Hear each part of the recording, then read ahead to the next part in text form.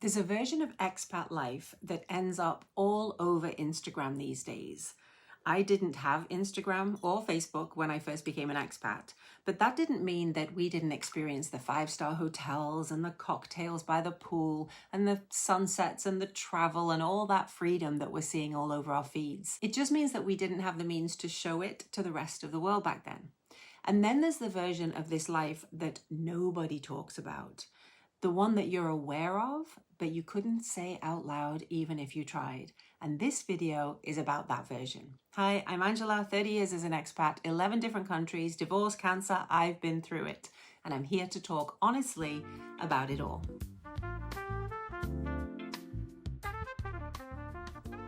When you're an expat mom and you're struggling, there's a very particular kind of voice that shows up in your head. And it doesn't sound like anyone else. It sounds like you. And it says, who are you to complain about this life? And the thing about that voice is that you hear it everywhere.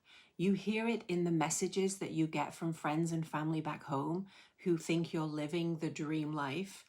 And you hear it in the silence and the smiles of people around you who seem to be handling everything just fine. And then there's the people who are closest to you, those who insist on very subtly reminding you, actually in big ways and in small ways, of all the privileges that you have. It's like there's this underlying shame for living a life that is so privileged in so many ways, and then shame for daring to complain about it. So you stay quiet, you smile, and you keep your thoughts to yourself. Most expats don't even talk about it between themselves. I know I didn't. And then there's a deeper kind of shame underneath even that. Something that I felt in the very first moves after my marriage, but again, I didn't say it out loud for a very long time. I lived in some of the most beautiful, most unequal countries in the world. Countries with rich history and unimaginable poverty.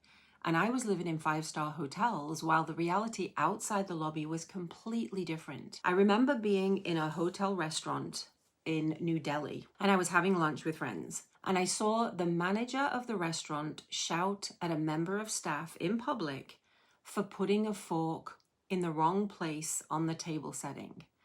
And all I could think about was that this man was going to go home tonight to a completely different world than this five-star hotel. And I wondered if he thought it was absolutely ridiculous that the people in this restaurant, including myself, couldn't find our fork if it wasn't in that exact position on the table. And it made me feel really uncomfortable. I felt ashamed.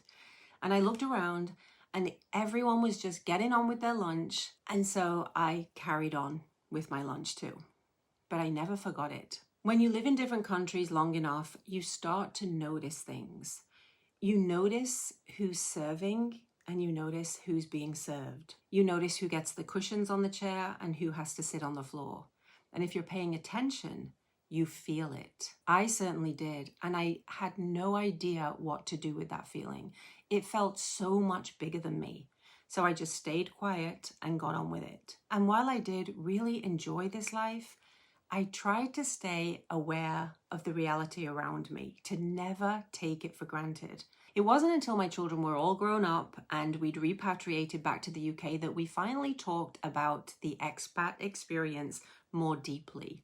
They were in their early 20s, probably back from university, if I remember right. And we were sitting around a dinner table one evening and somehow the conversation went there. And what they said actually shocked me. They remembered the chairs. They remembered being at an event where they got cushions on the chairs and the local children sat on the floor. And they told me that they never understood why they got the chairs with the cushions when they had done absolutely nothing to deserve them. I had no idea that they'd noticed these things for all those years, and they had kept quiet just like I had. I was very pleasantly surprised, honestly, because I had worked so hard to raise them to be humble and compassionate inside this world that was offering something very different. And they were being offered a world that they would never have got back home. And I had no idea or no way of knowing if they were actually getting that message. And here they were at the dinner table years later telling me that they had. So in that conversation, something shifted for me too, because I finally realized that I wasn't being too sensitive. I wasn't being ridiculous or ungrateful for the life we had. My values were intact, and my efforts to instill those values into my children had worked. So whether you've been aware of this for years or this is the first time you're thinking about this discrepancy, this inequality in the expat world is happening. It's right there in front of us. And it's up to us whether we choose to look or not. When I finally started talking about this, a friend of mine said to me, I've never thought about it that way. What can we do about it? And I love that because I think that's the right question. Not guilt, not shame, just what do we do now that we can see it clearly? Now that we are aware of it? Because once you're aware of something, you can't suddenly be unaware anymore. I certainly don't have an answer, but I do think it does start with naming it and talking about it and raising children who notice who's getting the comfy chairs.